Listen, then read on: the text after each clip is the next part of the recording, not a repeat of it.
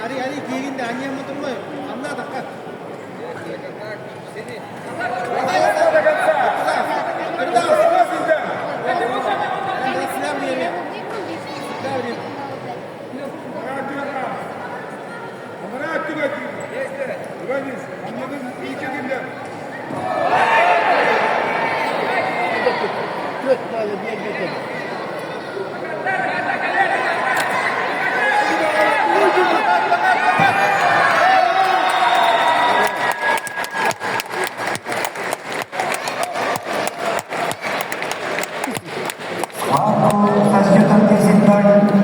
Выиграл и становится чемпионом весовой категории 26 килограммов Афанасий Руслан, Красный Русский.